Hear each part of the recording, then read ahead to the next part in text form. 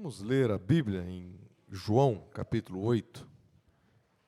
O Evangelho de João, capítulo 8, a partir do verso 1. Esses 11 primeiros versos do capítulo 8, que fala sobre a mulher adúltera.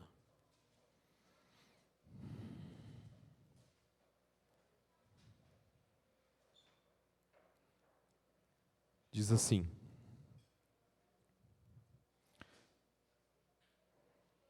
Jesus entretanto, foi para o Monte das Oliveiras. De madrugada voltou novamente para o templo e todo o povo ia ter com ele, e assentado os ensinava. Os escribas e fariseus trouxeram à sua presença uma mulher surpreendida em adultério, e fazendo-a ficar de pé no meio de todos, disseram a Jesus: Mestre, essa mulher foi apanhada em flagrante adultério. E na lei nos mandou Moisés que tais mulheres sejam apedrejadas. Tu, pois, que dizes? Isto diziam eles tentando-o para terem de que o acusar. Mas Jesus, inclinando-se, escrevia na terra com o dedo. Como insistissem na pergunta, Jesus se levantou e lhe disse: Aquele que dentre vós estiver sem pecado, seja o primeiro que lhe atire pedra. E tornando a inclinar-se, continuou a escrever no chão.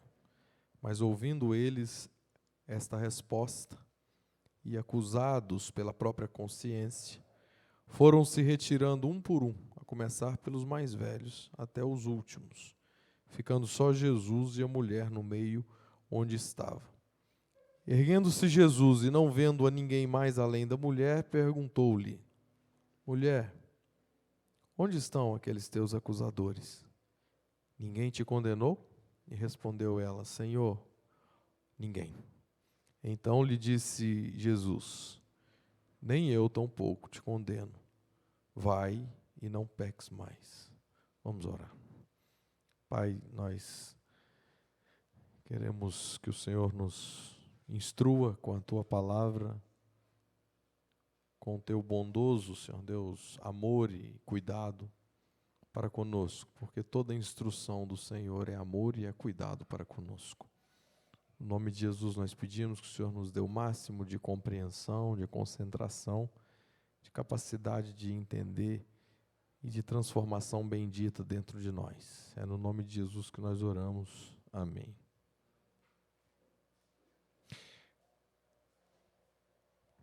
Uma das coisas mais difíceis para todos nós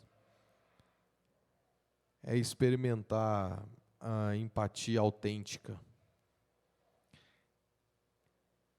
Eu quero dizer, é tentar nos projetarmos para um outro alguém, na pele desse outro alguém, para que ele sinta o que nós estamos sentindo. Isso é empatia. Aliás, vem de uma palavra muito comum no nosso vocabulário, empate, né? Estamos iguais, estamos empatados. Empatia é quando essa pessoa ela consegue sentir o que você está sentindo, se colocar no seu lugar. Fazer com que alguém seja você naquela circunstância. Se essa pessoa consegue essa compreensão, essa consciência, ela está sendo empática com você. Empatia autêntica não é uma coisa muito comum no dia a dia. Nós somos chamados no Novo Testamento a chorar com os que choram, isso é empatia. É se alegrar com os que se alegram. Isso significa manifestar o espírito de compaixão. Se há qualquer senso no qual o cristão é chamado a imitar Deus, é neste ponto. Sermos pessoas de compaixão. A palavra compaixão, ela vem do prefixo com, mais a raiz passio, né? Que significa sentir, né? Então é consentimento, né? A palavra paixão do português, né, que também vem da palavra passio, é um sentimento intenso. Então, passio significa sentir, e compassio é consentimento. A gente está sentindo, né? Nós estamos entrando, compaixão é entrar no sentimento da outra pessoa. Às vezes a gente resiste à ideia de termos compaixão por pessoas que estão envolvidas em escândalos, erros, imoralidades, pecados, principalmente os pecados nojentos, né, e hediondos. A gente prefere resistir essa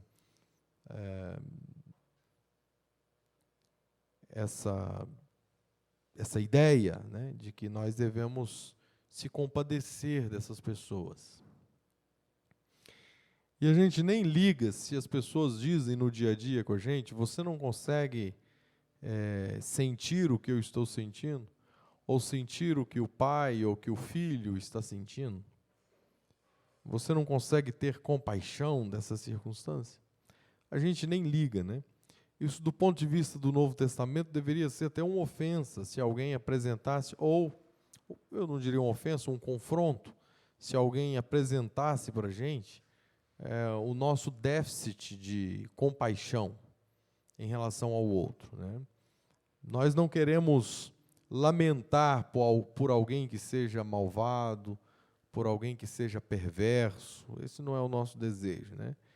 E a gente deveria ter mais habilidades para lidar com os perversos do que com os virtuosos, né? Porque perversos é o que naturalmente somos, tá? Isso é uma questão, às vezes temos uma série de filtros sociais, mas o ser humano, em circunstâncias naturais, ele acaba escolhendo, antes de tudo, optando por ele mesmo, a não ser que seja um ser humano que esteja crescendo, progredindo em virtudes, e virtudes que transcendem a ele, a comunidade dele, a cultura dele. Como o amor, por exemplo, isso transcende. Como a compaixão, isso transcende aquilo que a gente aprende num mundo tão competitivo, onde a gente deve largar na frente e chegar bem na frente. E aqueles que, por defeitos, erros, imoralidades que eles mesmos tenham escolhido, eles ficam para trás, o problema é deles. Eu é que não vou me importar com nada disso, para não atrapalhar a minha competição, a minha corrida, a minha carreira, né? Mas nós deveríamos ter um pouco mais de cuidado em relação a isso, né? Com o erro, com a falha, e eu diria com os defeitos, com as fraquezas dos outros. Porque nós também temos erros, temos falhas, temos defeitos, temos fraquezas.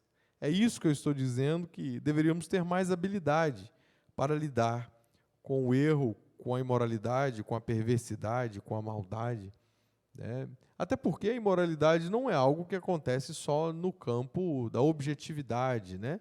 Uma pessoa não trai apenas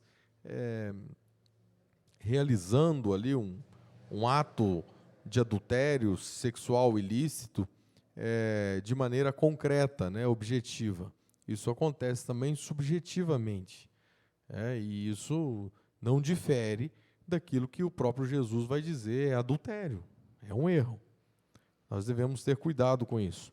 E os fariseus, eles viam assim, eles viam que aqueles que são menores do ponto de vista de uma moralidade que eles mesmos construíram, aquilo que é bom, aquilo que não é, ou eu diria que aquilo que é horrível e aquilo que é aceitável, eles construíram isso, né?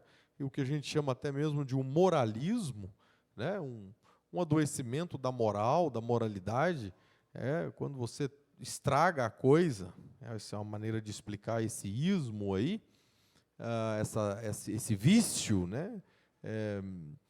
E você transforma, assim, aquilo que até tem uma originalidade, um fundamento bom, você transforma aquele pacote de coisas em coisas estragadas.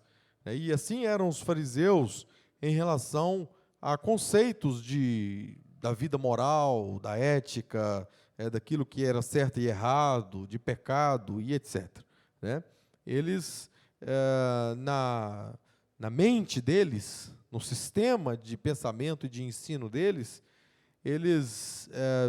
não havia lugar para a compaixão, não havia lugar para a empatia, principalmente quando se tratava de... Aliás, eu nem sei se eles conheciam essa vida paralela que funciona dentro de cada um de nós, né? Ou essa vida que flui aqui nas atitudes, na mente da gente. Eu nem sei se eles tinham... às vezes as pessoas muito arcaicas no modo de pensar, no modo de conhecer as coisas, ou na falta de sensibilidade, etc., faltam a elas senso desse mundo subjetivo, dessa coisa interna que existe, e que é ela que formata e formula as coisas externas. Né? Aí tem gente que, nesse ambiente, ele apenas não imaginando que aquilo que acontece dentro da gente, é tão perigoso ou até pior do que aquilo que sai da gente, né, aquilo que a gente faz com as mãos, a gente acaba pensando assim, não, isso eu não faço. Né? Roubar eu não roubo. A não ser que seja uma ideia, né, fulano? Uma ideia de alguém e você não cita a fonte, e você discursa em cima daquilo, como se aquilo fosse algo que você formulou, que você criou. Nesse caso a gente até faz mesmo. Então, isso é roubar, fulano. Isso é roubar um conceito, isso é roubar uma propriedade intelectual de alguém, porque se isso não é seu e você está se beneficiando disso, como se você fosse uma pessoa inteligente, uma pessoa intelectual, porque você é capaz de formulações como essa, você está roubando, fulano. Pensando assim, a gente rouba de vez em quando, né? A gente rouba. Então, roubar é roubar. Né? Só que a gente, às vezes, de uma maneira grossa, de uma maneira rude, de uma maneira sistemática, né? A gente pensa que, não, roubar é só quando você pega aquilo, isso que não é meu, eu pego, ninguém viu, eu levo e eu me beneficio disso e pronto.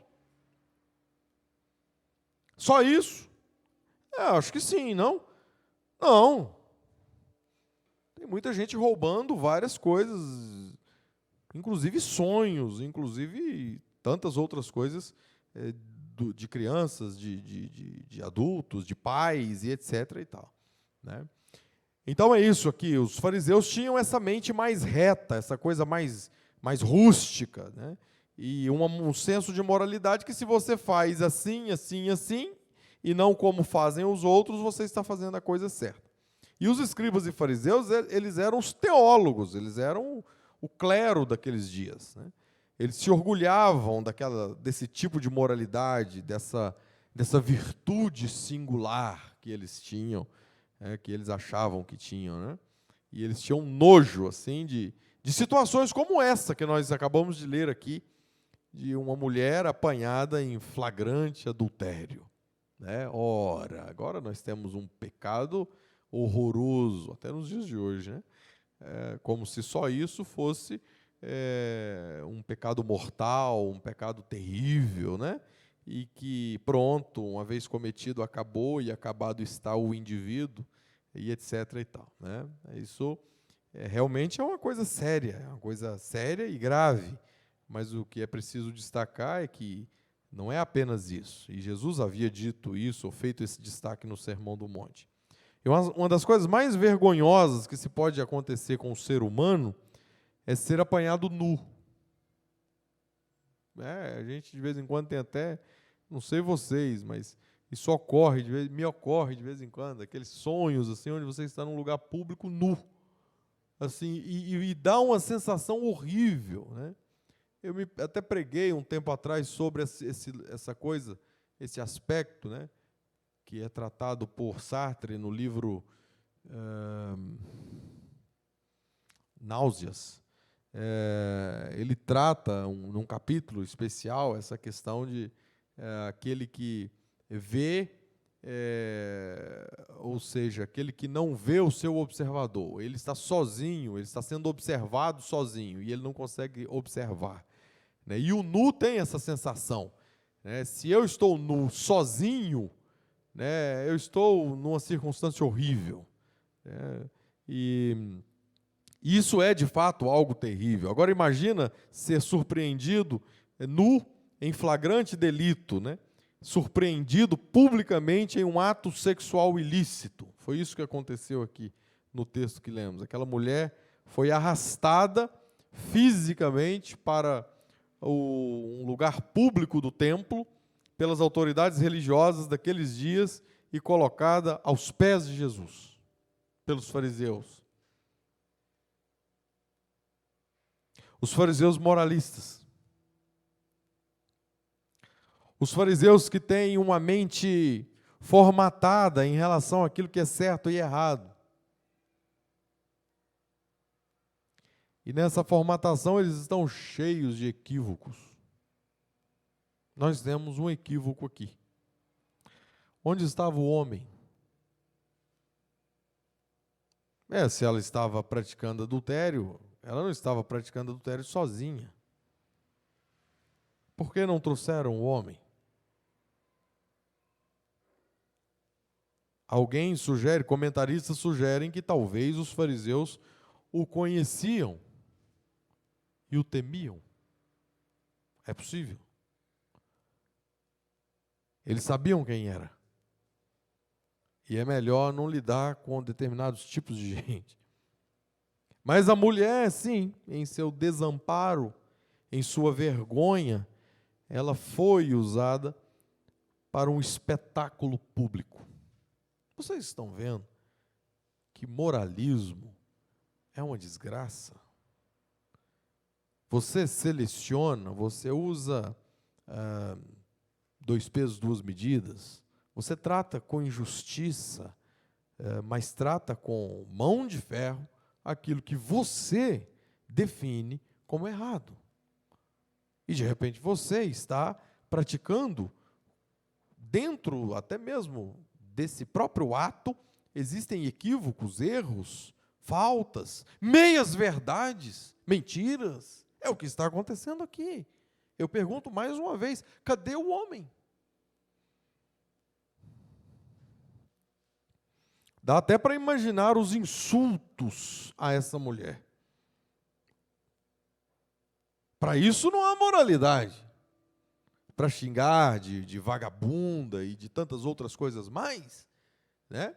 Sua pervertida, né? E puxar o cabelo e jogar no chão, e você está muito prestes a sofrer uma pena dura e grave, que vem lá da lei de Moisés, né? E vamos embora, até que chegam até Jesus, o homem errado. Jesus era o homem errado para eles. Eles não estavam interessados naquela mulher, irmãos. O texto é bem claro em relação a isso. Eles estavam querendo pegar Jesus. Eles estavam construindo uma armadilha para Jesus. E eu vou explicar isso aqui de uma maneira bem clara. Porque não é por causa da moralidade em si que eles arrastaram aquela mulher em praça pública para humilhá-la. Eles estavam usando aquela mulher para testar Jesus. Os israelitas, vocês sabem, estavam subjugados pelos romanos. E os romanos, eles eram conhecidos por sua maneira graciosa de tratar os seus conquistados. Eles tinham um direito civil muito interessante, e que é útil até os dias de hoje, muitas coisas disso. Por exemplo, Os romanos, eles davam aos seus conquistados o direito de exercer, de ter a sua própria religião. Eles perseguiram os cristãos, é verdade, mas isso por eventos especiais dentro do cristianismo. Porque em boa parte da história dos primeiros cristãos e os romanos, eles tinham tranquilidade e direito, como os judeus tinham direito de exercer o culto deles. A gente lê isso no Novo Testamento, e os romanos não se importavam com isso, desde que isso não fosse foco de insurreição. Eu digo insurreição, é rebeldia, revolução, alguma coisa assim. Se não fosse, se não houvesse alguns perigos, alguns problemas com a religião, com um governo local, os judeus tinham um governo local permitido pelos romanos. Ele não era lá grandes coisas em autoridade, não, mas ele conseguia ali administrar, intermediar algumas coisas. O rei Herodes, por exemplo, nos tempos de Jesus, ele era o rei dos judeus, e os romanos, na verdade, eram os que dominavam aquilo tudo, mas era um direito que os romanos davam aos seus governados, aos seus subjugados, aos seus conquistados. Mas eles não permitiam uma coisa: a pena de morte. A pena capital não podia ser executada por seus conquistados, em hipótese alguma. Apenas o governo romano poderia fazê-lo. É por isso que há aquela chancela, aquela homologação de Pilatos para a morte de Jesus. Eles levam aqui para Pilatos, Pilatos diz: resolva isso entre vocês. Depois levam ele para ele tomar uma surra, estou me referindo a Jesus. Depois trazem ele para Pilatos, depois Pilatos, que não está querendo resolver aquela situação, pede para que levem ele a Herodes, o governo local de vocês. E aí, em Herodes, nada se resolve, até que finalmente Pilatos traz aquela situação de ou Jesus ou Barrabás. Mas quem define a pena capital é o governo romano. Apenas o governo romano poderia fazê-lo, porque ele o faria de acordo com as suas leis, com as suas próprias leis. E é por isso que Jesus foi crucificado pelo governo romano, ou seja, é uma pena capital romana, e não apedrejado, uma pena capital dos judeus. A lei de Moisés exigia a pena de morte por apedrejamento, por causa de adultério, mas a romana não. A lei romana não. Então, eles arrastam até os pés de Jesus e pedem a Jesus o veredito. Jesus já estava incomodando aquela elite, aquele clero, aquela elite religiosa de Israel há um certo tempo. E eles já estavam com planos para resolver aquela situação de um jeito ou de outro, inclusive com planos para matá-lo de alguma forma. E aqui, então, eles têm o que a gente poderia imaginar como um estratagema, uma armadilha perfeita. Por quê uma armadilha perfeita? Porque se Jesus, uma grande oportunidade para pegar Jesus, porque a lei de Moisés manda apedrejá-la. O que você diz, Jesus? Ou seja, você é um homem da parte de Deus. Dizem sobre você que você é o profeta de quem Moisés havia dito, o grande profeta. E se você está de acordo com Moisés, você vai mandar apedrejá-la, porque isso é o que Moisés escreveu da parte de Deus. E se Jesus dissesse: sim, vocês podem apedrejá-la, isso é a lei de Moisés, e Jesus amava a lei, mas eles poderiam ir até Pilatos, os fariseus, os escribas, e delatar Jesus como um rebelde. Porque os judeus, os subjugados, os conquistados, não tinham permissão para matar ninguém. Por outro lado, se Jesus a absolvesse, ele mostraria desacordo e negação da lei de Moisés. É uma situação perfeita. É um beco sem saída. E a Bíblia diz, nos versos 6 em diante, isto diziam eles tentando para terem do que o acusar, mas Jesus, inclinando-se, escrevia na terra com o dedo. Como insistissem na pergunta, Jesus se levantou e lhes disse: bom, eu quero um parênteses aqui para essa coisa de Jesus escrevendo. É a primeira vez que Jesus, na Bíblia, que Jesus está escrevendo alguma coisa, primeira e única. Mas, embora seja a primeira vez que Jesus esteja escrevendo alguma coisa, a gente não sabe o quê. Não dá para a gente ter certeza, embora isso já tenha sido sugerido, que Jesus escrevia alguma coisa na areia que dizia respeito àquelas pessoas que estavam muito próximas e que elas, de repente, estavam vendo. Até quem sugira, mas isso é uma sugestão. Quem sugere que Jesus tenha escrito algo que impactasse um por um, dos mais velhos aos mais jovens. Vocês sabem, todos nós sabemos, não é difícil de impactar uma pessoa quando, com uma só palavra, não precisa de mais, né?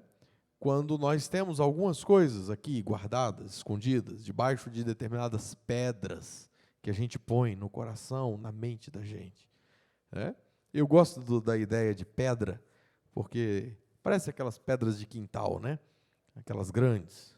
A gente coloca aquilo num lugar ali, dá uma arrastada ali, aquilo fica ali, num lugar que não incomoda. Às vezes até servindo de banco, alguma coisa assim, né? Com o tempo, às vezes a gente vai precisar arredar aquilo e a gente dá uma mexida naquilo, aí saem uns insetos estranhos, né? Junto com a família de baratas e aquela coisa toda.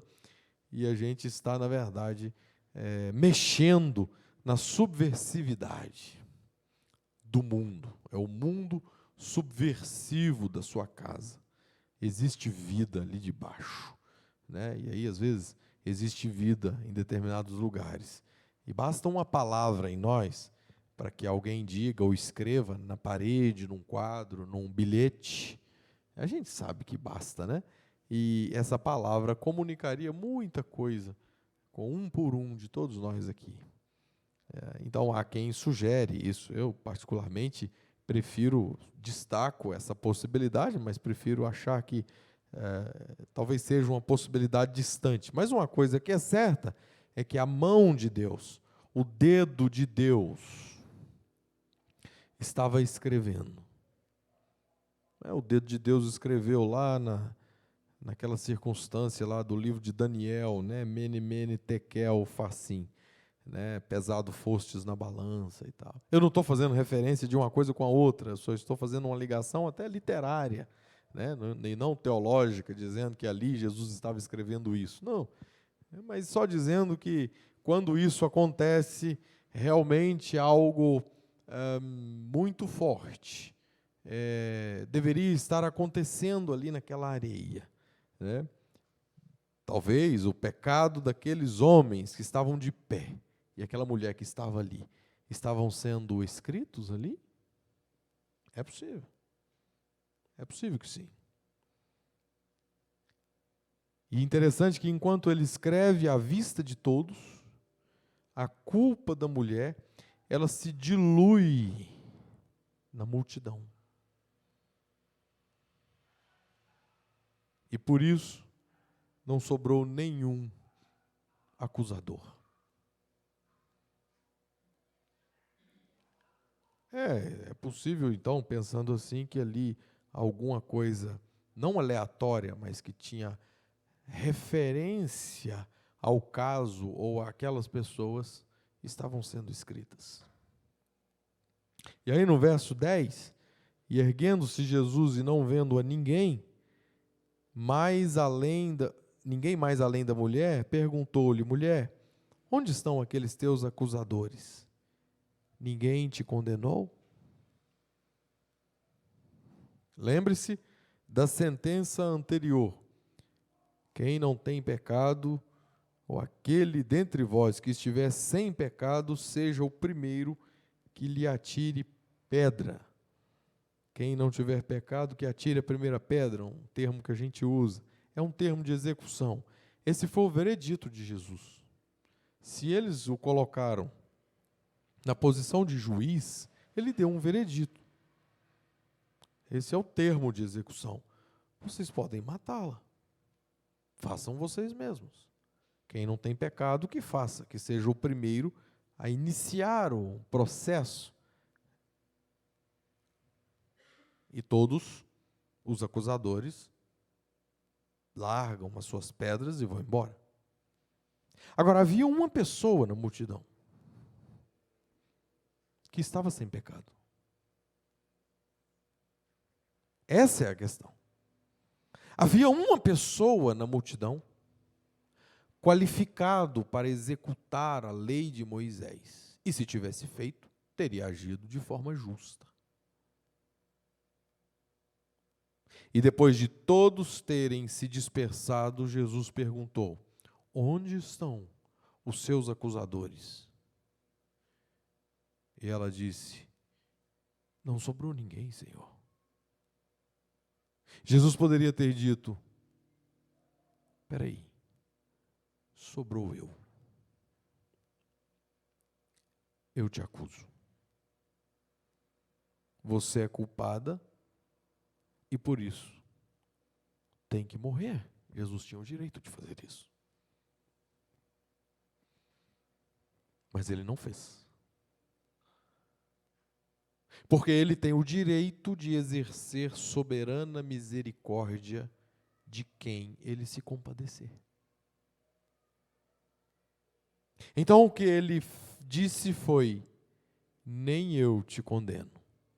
Vá e não peques mais. Por mais vergonhoso que seja para qualquer pecador ficar face a face com Jesus, a única maneira de ficarmos de frente para Jesus é se ouvirmos dele: nem eu te condeno. Vá e não peques mais. Eu espero que você tenha entendido isso. Isso é tudo. A única maneira de ficarmos de frente para Jesus, qualquer um de nós, adúlteros, adúlteras, corruptos, ladrões, perversos, pecadores. A única maneira de ficarmos, pecadores aqui também, de frente para Jesus, é se ouvirmos dele: nem eu te condeno. Irmãos, Jesus não minimizou os pecados daquela mulher. É por isso que no último verso ele diz: vai e não peques mais. Ele não está diminuindo. Fica à vontade, vamos esquecer o que você fez. E você segue a sua vida, vivendo a vida do jeito que você quiser. E eu sempre terei disposição de fazer por você tudo o que você sempre quiser e precisar. Não é isso que eu estou dizendo. Interromper o fluxo do erro é uma condição necessária para o perdão. E nós vemos isso aqui. Mas ele agiu com graça diante da humildade daquela mulher. Finalmente, a situação dessa mulher é a minha e é a sua também. Só podemos encarar Cristo por causa da compaixão, da misericórdia e da graça. Amém? Vamos orar. Senhor Deus bendito, a Ti nós dedicamos culto por isso aqui também, principalmente por isso. porque derramastes graça sobre nós. Porque podemos encarar o Senhor como aquela mulher, e do Senhor sentir e receber amor bendito, abraço divino, compaixão, empatia, misericórdia. Obrigado, Senhor. Nós te agradecemos pela oportunidade maior e melhor do que todas as outras oportunidades possíveis de todo o universo. A possibilidade diária de encararmos o Senhor por causa do perdão. Podermos ficarmos frente a frente contigo, porque frente a frente contigo, além de amor, graça e compaixão, o que receberemos será sempre a sua declaração: eu não te condeno, meu filho. Bendito seja o teu nome, a ti nós louvamos, celebramos, cantamos, nos alegramos, rendemos culto, honramos, por causa desse grande perdão. No nome de Jesus. Amém.